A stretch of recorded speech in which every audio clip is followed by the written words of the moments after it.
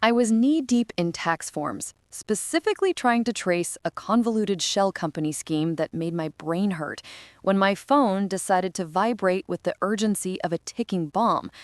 It had been vibrating for a full minute, buzzing relentlessly against the mahogany of my home office desk. My client, Mr. Harrison, a senior partner at my forensic accounting firm, was on the other end of the conference call, droning on about regulatory compliance, and I couldn't afford to lose focus. "Just a moment, Mr. Harrison. Let me silence this," I muttered, forcing a professional, apologetic tone into my voice. I flipped the phone over, intending to hit Do Not Disturb, and that's when I saw the lock screen, illuminated with a single, brutal text message from Vivian, my mother. "Do not contact me or come to the condo anymore. You are no longer part of this family. The consensus is you are too toxic. We are done." My heart stopped. It felt like a physical blow, a punch to the gut that stole my breath. In my shock, I must have moved too quickly because the mug of cold coffee I was holding tilted, sending a dark, ugly stain spreading across the stack of vital, printed financial reports due to the SEC by tomorrow morning. "Liz? Everything all right, Vance? You sound distracted." Mr. Harrison's crisp voice cut through the silence. "Fine," I managed, my voice sounding strained and thin even to my own ears, dotting uselessly at the growing stain with a napkin. "Just a minor family complication. I apologize. Continue, please." Family complication. As if receiving an execution order via text message at 4:30 p.m. on a Wednesday after working 50 consecutive hours was a minor complication. My mind immediately flashed back to just 6 hours earlier. I had pulled an absolute all-nighter to finalize this client's audit package, and in my bleary-eyed state, I'd authorized a wire transfer for $4,000 to Mom's bank account. This was for what she'd called an emergency IRS penalty that needed immediate payment to avoid jail time. A story so melodramatic, I almost laughed, but she sounded genuinely panicked, and, as always, I paid. It was the third such emergency in 4 weeks, and after that wire, my own checking account balance was dangerously close to zero. Mr. Harrison, sensing my distraction, signed off shortly after, suggesting we reschedule. "Family comes first, Liz," he said, unknowingly twisting the knife in my chest with those innocuous words. Family. An hour later, I was driving aimlessly. Before I knew it, my sedan was parked 2 blocks away from the coastal beachfront condo Mom claimed she couldn't afford to keep. The condo she was now barring me from. The lights were blazing. A flurry of familiar vehicles lined the street. Aunt Patricia's massive gold-colored SUV, and the sleek black sports car belonging to Uncle Howard. Through the picture window, I could see shadows moving, the glint of raised glasses, and the faint, muffled sound of laughter and music leaking out. A celebration. A celebration of my banishment. I pulled up InstaFeed. Right at the top, a fresh post from my sister Chloe. Hayes, the aspiring travel and lifestyle vlogger. The image was a perfectly filtered selfie of Chloe, Mom, Aunt Patricia, and Uncle Howard, all beaming. The caption dripped with self-righteous spite. "So blessed to be with my real family tonight. Cutting out the toxicity is truly setting me free." It was posted 30 minutes ago. My fingers, shaking so badly I almost dropped the phone, dialed Chloe's number. She answered on the 5th ring, the sound of party chatter audible in the background. "What do you want, Liz?" Her voice was flat, devoid of the bubbly, high-pitched enthusiasm she reserved for her vlogs. It was chillingly cold. "What is going on? Mom just texted me that I'm out, that I'm toxic." "Oh, she told you already? Good." A pause. I could hear her breathe. "Honestly, Liz, you are toxic. We need boundaries. Please respect that." "Boundaries? What are you talking about? I just sent Mom $4,000 this morning for a bogus IRS thing. I pulled it from my mortgage fund." The words spilled out, raw with disbelief. Don't make this about money. It's always about your behavior. You're too controlling. If you don't know what you did, that's part of the problem. Her voice became a sharp whisper, a sudden conspiratorial tone. I have to go. Do not call again. This is for the best. The line went dead. I sat there, headlights reflecting on my windshield, the dawning realization of years of manipulation washing over me. I was the responsible one, the family ATM, the person who had dropped everything, including my master's program, when my father walked out to financially support mom and put Chloe through Vlogger Academy. Every emergency I funded seemed to coincide perfectly with one of Chloe's extravagant overseas trips or mom's spontaneous designer shopping sprees. My banking app screamed confirmation. Overdraft warning. The mortgage payment was due tomorrow. I, the supposed toxic element, had just paid for my own exile. I drove back to my empty apartment, the place I could barely afford because every spare dollar was constantly diverted to them. The emotional pain was swiftly solidifying into something cold, hard, and utterly focused. Forensic accountants don't just find fraud, they build cases.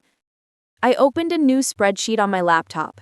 Every single transfer, every alleged emergency, every loan never repaid. I started documenting, watching the number climb past $50,000 over the last 3 years. Beside the spreadsheet, I opened Chloe's brightly curated Instagram and began cross-referencing dates. The emergency root canal funds coincided with a sponsored trip to the Maldives. The failed real estate investment loss directly preceded a $15,000 camera and drone purchase for her vlogging. I paid for my own exile. Something clicked inside me, a steel trap snapping shut. The next morning, I resurrected my old dusty laptop from the closet. It powered on like a relic from another age. I swiped through old apps and noticed the Facebook notification banner. Vivian Hayes has posted for the first time in a month. My mother's account was still logged in from when I set it up for her years ago. She was technologically hopeless, always forgetting passwords. Justifying the invasion of privacy with the memory of the cruel text, I tapped the notification. I navigated straight to her private messages. The conversation with Chloe was at the top. Mom, did you talk to Liz about the Sylvia situation? Chloe, no need. Once we phase her out completely, she'll never ask about the beachfront condo or Grandma's will again. Good. Trey says he can handle the signature paperwork if Shaw cooperates. We just need to make sure Liz stays busy with her boring finance work instead of visiting Sylvia. Chloe, she's so wrapped up in work she barely checks on Grandma anymore. Told you those emergencies would keep her too busy. My stomach twisted. Phasing me out? Signature paperwork? They weren't just taking my money, they were deliberately isolating me from Grandma Sylvia, the woman who raised me, the only person who ever truly believed in me. I scrolled further, searching for context about this Sylvia situation, when a familiar name from the extended family messaging group stopped me cold. Distant cousin post. R.I.P. Aunt Sylvia. She will be missed. Sending prayers to the family during this difficult time. Sylvia is dead? My grandmother is gone? And they didn't tell me? My hands shook as I called my mother. She answered instantly. Liz, I thought I made myself clear yesterday. When did Grandma Sylvia die? I demanded, my voice a shaky wire. A long, unnatural pause. Oh, I forgot to tell you. It happened last week. The memorial is tomorrow. Family only. You understand. Family only? Given our current situation, it would be uncomfortable for everyone if you... I hung up. I returned to the old laptop, methodical now, a forensic accountant focusing on the paper trail. The messages referenced a lawyer named Mr. Alastair Finch and a Mr. Kenneth Shaw, the nursing home administrator. A quick Google search confirmed Finch's firm. I dialed the number. Hogan and Finch Associates. I need to schedule an urgent appointment with Mr. Finch regarding my grandmother's estate. Her name was Sylvia Vance. The appointment was set for the following afternoon. I spent the rest of the night creating a timeline, documenting the fraud, the isolation, and the theft. I was preparing for the final, devastating audit. The next afternoon found me sitting in a stately wood-paneled office across from Mr. Alastair Finch. He was exactly what I expected. Late 60s, impeccably dressed, with reading glasses perched precariously low on his nose as he reviewed the file bearing my grandmother, Sylvia Vance's name. "Miss Vance," he began, his voice dry and professional. "Your mother, Vivian Hayes, has already submitted your grandmother's most recent will. It appears to be in order." I didn't flinch. I just leaned forward, placing my heavily documented evidence folder, the spreadsheet of transfers, the cross-referenced vlogs, the screenshots of the isolating texts, on the corner of his large desk. "I believe that will is a forgery, Mr. Finch," I stated, the gravity of the accusation hanging heavy in the air. He looked up, his expression unreadable. "That is a very serious charge, Miss Vance. You would need incontrovertible proof. Challenging a will, especially one recently executed, is extremely difficult." "I have evidence suggesting my mother and sister deliberately kept me from seeing my grandmother in her final months to orchestrate this," I countered, pushing the folder slightly closer. "There are messages discussing handling the Sylvia situation and references to having documents signed." Finch sighed, a weary sound. He clearly knew my mother. "I've handled Miss Vance's estate planning for years. The will I have is dated 3 months ago." "And the prior one?" I pressed. After a moment's hesitation, he reached into a drawer and pulled out a slimmer, older blue file. He passed the document across the desk.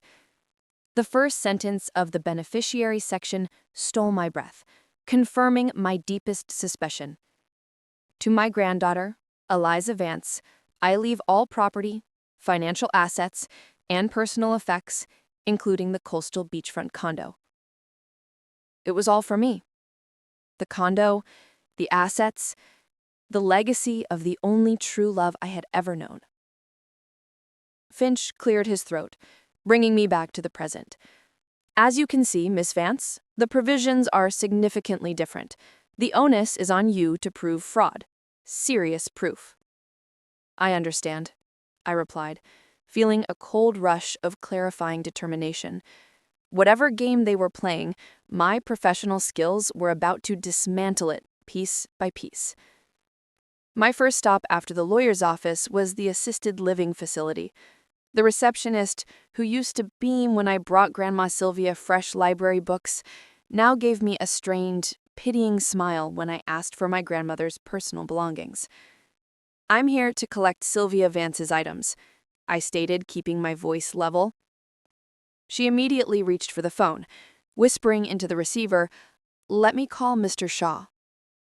While waiting, I noticed a framed photo on the desk. Mom, Vivian, and Chloe, smiling radiantly from what must have been last Thanksgiving. Grandma Sylvia and I were, unsurprisingly, absent. Mr. Kenneth Shaw, the administrator, arrived within minutes, accompanied by a heavy-set security guard. Shaw's face was a mask of practiced concern, but his eyes were hard and cold. "Ms. Vance," he said, clasping his hands together, "I understand your grief.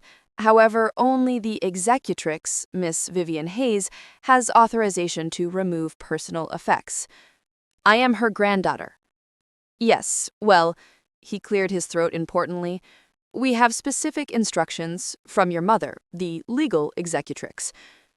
The security guard shifted, his hand resting conspicuously on his radio.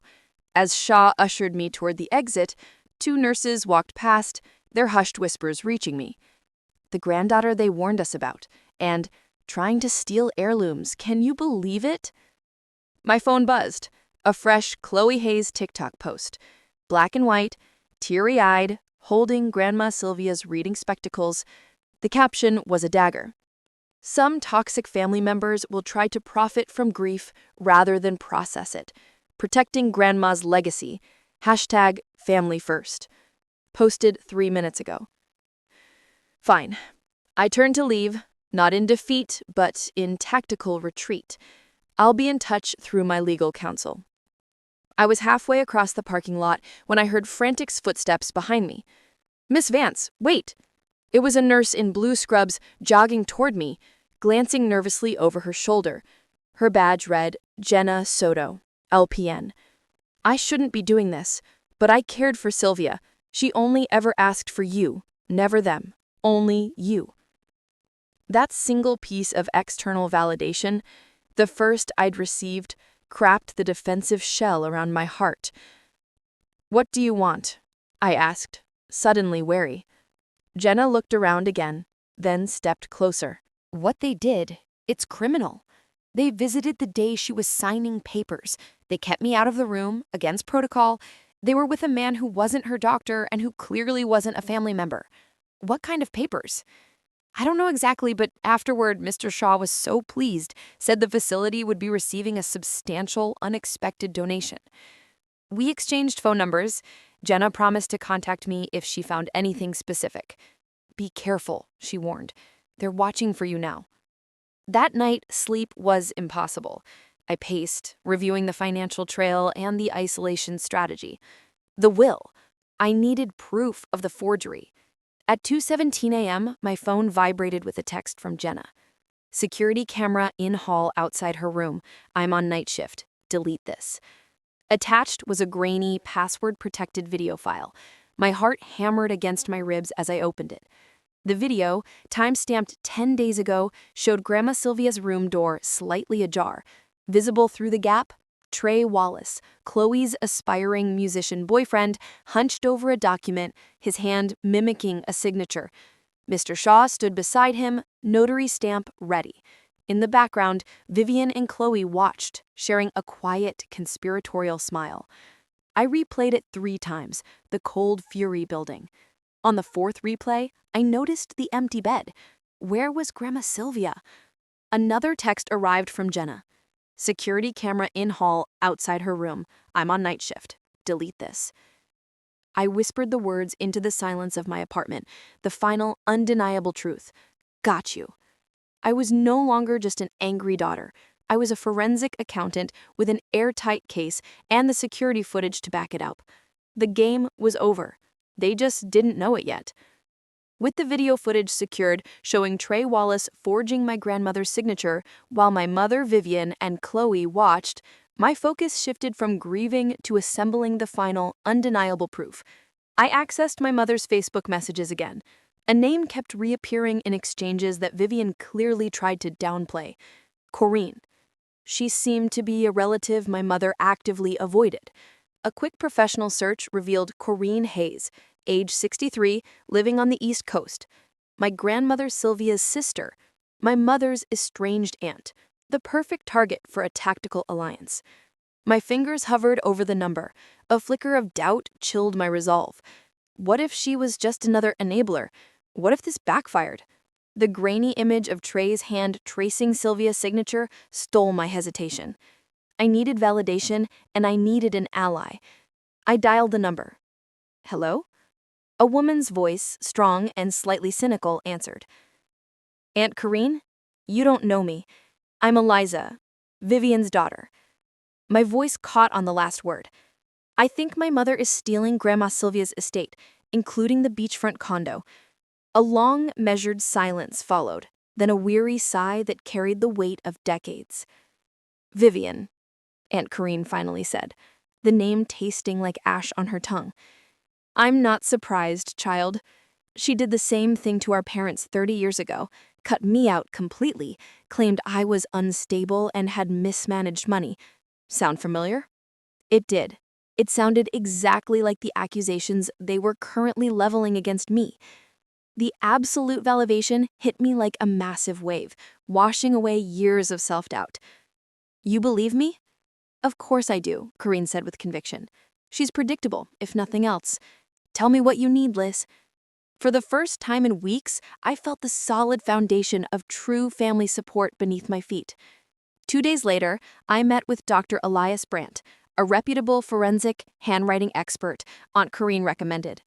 He meticulously compared samples of Grandma Sylvia's signature from old checks and birthday cards I'd saved with a high-resolution photograph of the signature on the fraudulent will Mr. Finch had reluctantly provided.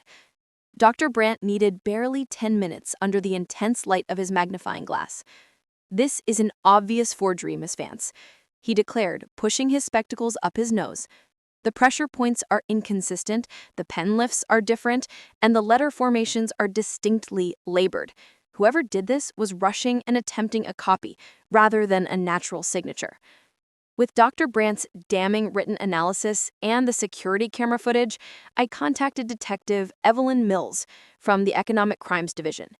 She listened intently as I laid out the meticulously assembled financial paper trail, the money transfers, the cross-referenced vlogs, the isolation timeline, and finally the video proof. "We have to move strategically, Miss Vance," she advised, her expression severe. These cases rely on surprise. We can't let them liquidate the assets before we can execute the warrant. I left her office with a court date set and a plan for intervention. That evening, an official notice arrived at my apartment, the formal reading of Grandma Sylvia's purported final will, scheduled for Friday at Mr. Finch's office. Perfect timing. My phone pinged. A text from Mr. Finch. "They seem exceptionally confident. I hope you have your proof ready." As I pracked the final evidence folder, video file, expert analysis, Nurse Jenna's witness statement, my phone rang. My mother's name, Vivian Hayes, glowed on the screen. After weeks of calculated silence, she wanted to talk. I answered, curiosity winning the internal battle. "Liz, darling." Her voice was honeyed, the saccharine tone she used when she wanted something big. "I think there's been a dreadful misunderstanding."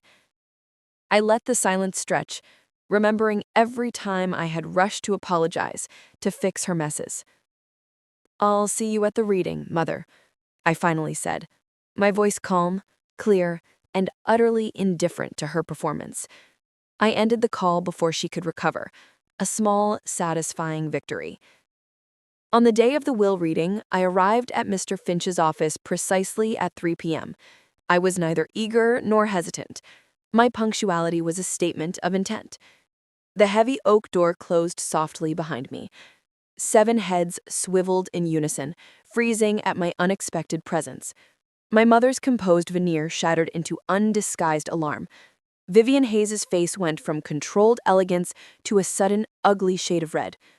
"What is she doing here?" she hissed to Chloe. My sister rolled her eyes dramatically, ensuring everyone saw her performative disdain before tilting her phone slightly to capture the scene for a potential vlog. I took the only open seat, directly opposite my mother, and met her gaze without blinking. Her eyes darted away first. Vivian looked stunningly expensive in a cream suit that likely cost more than my monthly mortgage. Jewelry sparkling, every hair perfectly placed. Chloe sat next to her, constantly checking her phone, preparing to document her solemn family moment. Trey Wallace shifted uncomfortably beside Chloe, nervously exchanging glances with Mr. Kenneth Shaw, the administrator, who was perched rigidly near the window. Their confidence felt forced, the posture of people who believed their forgery was foolproof. Aunt Patricia and Uncle Howard flanked my mother, their expressions a matching set of smug anticipation. The family had physically arranged themselves as they had emotionally, a solid wall with me outside it. Mr. Finch cleared his throat, a small professional noise. "If everyone is present, we will begin the reading of Sylvia Vance's last will and testament." As he read the standard legal preamble, I watched Vivian's face. A small, self-satisfied smile played on her lips, widening as Finch reached the key provisions. "The coastal beachfront condo and all associated furnishings to my daughter, Vivian Hayes. The place where I spent every summer with Grandma. My extensive collection of first edition novels to my granddaughter, Chloe Hayes. Books Chloe would sell instantly for camera equipment, never having read a single page. The remainder of my financial assets, including stocks and accounts, to be divided between my daughter, Vivian, and my granddaughter, Chloe, in equal shares. Not a single mention of my name, as if I had never existed. I remained silent, drawing the collective weight of their smug attention. When Finch finally looked up and asked if there were any questions, the room settled into a satisfied, feeding frenzy quiet.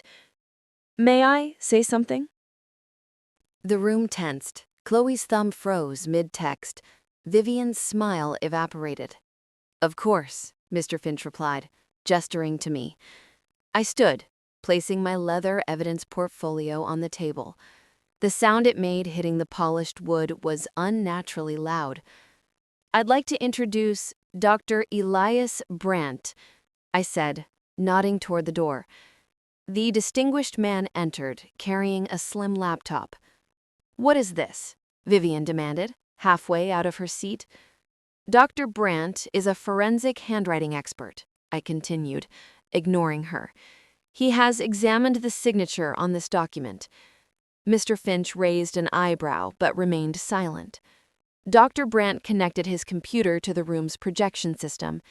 The wall behind my mother's head was instantly illuminated with a magnified side-by-side image of Sylvia's real signature next to the forged one.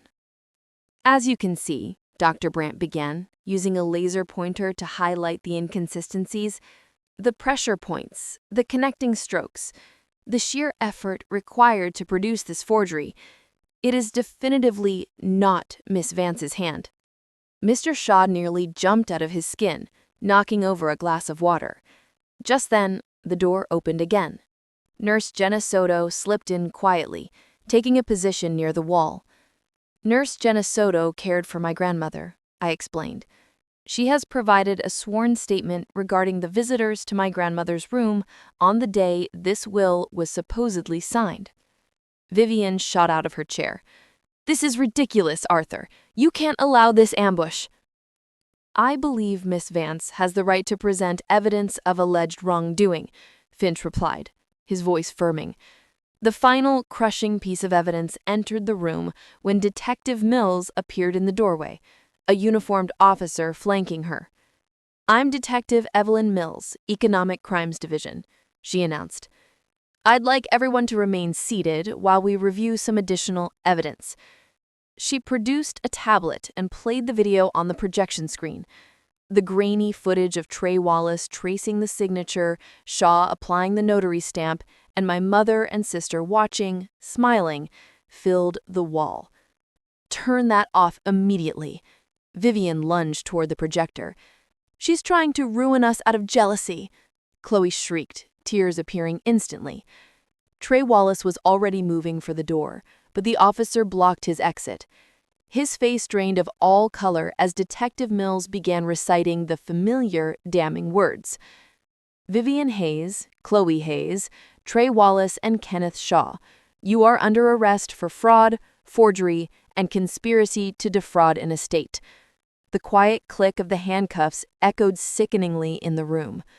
When the officer reached my mother, she flinched, then looked directly at me, tears of genuine panic, not performance, finally filling her eyes. "You can't do this," she whispered, raw, defeated. "I'm your mother." I nodded, gathering my evidence folder. The legal battle was won, but the public war was just beginning. Exactly 1 week later, a notification flashed on my phone. GoFundMe. The title screamed, "Fighting my greedy, abusive daughter and her lies." My mother, Vivian Hayes, stared back from the profile picture, expertly posed with a single, perfectly placed tear on her cheek. The campaign had already raised over $5,000. I scrolled through the description, my jaw tightening with each fabricated detail. According to Vivian, I had manipulated my poor, vulnerable grandmother and falsified evidence to frame my innocent mother and sister out of pure, jealous spite. The comment section was a torrent of misplaced sympathy and outrage on her behalf. "Your mother raised you alone after your husband left. How could you do this?" wrote a commenter named Brenda Loves Jesus. They didn't know Dad left because Mom systematically emptied their joint accounts. They didn't know anything. My work phone rang. It was Mark, a colleague from the firm. Liz, I just saw the most disturbing thing on Chloe's TikTok. I know, I cut him off, rubbing my temples. They're out on bail and running a viral smear campaign. Chloe is promising her followers a live, dramatic confrontation at some family retreat this weekend. I pulled up Chloe's profile. There she was, tears streaming down her face, makeup artfully smudged just enough to look raw without being messy. Next weekend, I'll face my abuser at our annual Hayes family retreat, she told her 100,000 followers, voice quavering. I'll show you all the truth no matter how scared I am. Another notification. An email from Vivian sent to the entire extended family outlining the details of the family retreat at the beachfront condo. My beachfront condo, legally Sylvia's property that passed legitimately to me. The weight of the public character assassination was crushing. For a fleeting moment, I considered retreating, letting the courts handle the formal trial while I disappeared from the digital noise. My phone rang again. It was Aunt Corinne. They're playing the court of public opinion, aren't they? She stated, skipping the pleasantries. It's working, I admitted, my voice small. People believe what's convenient and simple. The truth is rarely either, Corinne replied, her voice hardening. What's your plan? Hide until the trial? I don't know. By then, your reputation will be destroyed. Let them have their retreat. On your property. I was confused. You want me to host them? No, I want you to be ready. We'll set the stage, Liz. We'll give the family retreat an ending that no vlogger can filter or edit. 2 days later, Aunt Corinne and I were moving through the beachfront condo, setting up discreet, high-quality recording equipment in the living room and entryway. Sylvia gave me this for safekeeping months ago, Corinne said that evening, placing an old digital recorder on the kitchen counter. I think she suspected what they were planning. I pressed play, and Grandma Sylvia's voice, frail but clear, filled the room. I'm changing my will today. Eliza is the only one who comes without wanting something. That's why she gets everything. Vivian hasn't visited me once without asking for money, and that granddaughter Chloe only comes to take pictures for her internet followers. Tears pricked my eyes. Grandma knew. She was aware of the manipulation all along. I knew then what I had to do. Saturday arrived. A convoy of luxury cars pulled into the condo driveway. I watched from the master bedroom balcony as my relatives emerged carrying covered dishes and luggage. They expected a cozy family gathering. They were about to get a public execution. Vivian spotted me and froze, then recovered with a tight, performative smile and a wave. When the last guest arrived, I descended the stairs, carrying my laptop. The living room fell silent as I entered. Welcome to the annual Hayes family retreat, I said quietly, the ownership in my voice unmistakable. I'm glad you all could make it. Vivian recovered first, stepping forward, holding a sleek wireless microphone. Since we're all here, she announced to the room, I think it's time we addressed the elephant in the room. She turned to me, voice rising dramatically. Eliza is doing this because she abused Chloe for years, and she has always been jealous of her sister's success and popularity. Chloe stepped forward, phone held at the perfect vlogging angle for her live stream, tears instantly flowing. I've been afraid to speak out, she said tremulously to her camera, but I can't stay silent anymore. I walked calmly to the audio-visual setup Aunt Corinne and I prepared. I connected my laptop as Chloe continued her performance, her follower count ticking upward. I think, I interrupted her, my voice steel, we should see the truth. The projector illuminated the main wall. The first video played, me, years ago, helping Grandma Sylvia plant her favorite hydrangeas. Just genuine, quiet moments of care. Whispers rippled through the assembled family. The second video began, the forgery footage, now in crystal clear resolution. Trey Wallace bent over the documents, Mr. Shaw with the notary stamp. Vivian and Chloe watching and smiling in the background. Chloe's live stream continued, but her performance faltered as her phone screen filled with comments. Wait, is this real? Are we watching a crime? OMG, she lied. Finally, I played Sylvia's audio recording. As my grandmother's true, tired voice filled the room, explaining why she left everything to me, Aunt Corinne stepped forward. Vivian did the same thing to our parents 30 years ago, she announced, her voice rock steady. This is a pattern. I was too young to stop it then, but I'm here now. The family members began backing away from Vivian and Chloe, the united front crumbling with each revelation. Chloe lunged for the laptop. She's manipulating the videos. This is all fake. The front door opened. Detective Mills stepped in, followed by 2 uniformed officers. Bail violation, she said simply, and we'll be adding charges for defamation. As they were led away, Chloe's phone, still live streaming the arrest, slipped from her hand. I got a glimpse of her follower count dropping in real time, her carefully constructed persona crumbling before thousands of witnesses. The truth will always surface eventually, I said quietly, a benediction on the whole dark affair. The legal proceedings moved swiftly. Vivian was sentenced to 7 years, Chloe to 4, and Trey to 8. The GoFundMe was shut down, all donations refunded through what became the Sylvia Vance Foundation's first official act, funding scholarships for ethical nursing home staff. Weeks later, I received Vivian's long, rambling letter from the correctional facility. It was 10 pages of elaborate justifications, half apologies and demands. She ended by suggesting we could both move on and repair our beautiful bond. I took a single piece of paper and wrote one sentence. You were right the first time. We're done. I added a postscript. P.S. Your commissary account will not be funded by me. Try manifesting abundance as Chloe taught you. I sealed the envelope and threw the rest of her letter in the recycling. Healing came in quiet moments, restoring the garden at the beachfront condo with my own hands, weekly calls with Aunt Corinne, and excelling at my firm. I was promoted to director of forensics. Without the constant financial drain, my finances flourished. I hosted a small gathering at the condo that December. My colleague Mark and his wife, 2 friends, and Aunt Corinne. We ate and laughed around a table where no one kept score. Later, watching the sun set over the ocean from my balcony, my phone buzzed. The Sylvia Vance Foundation had awarded its first nursing home staff scholarship to a young LPN named Jenna Soto. I glanced at social media one last time. Chloe's account was frozen, her last, tearful, handcuffed live stream still garnering comments. I silenced my phone, turning my attention back to the peaceful, crashing waves. The family we choose, I thought, is the family that matters.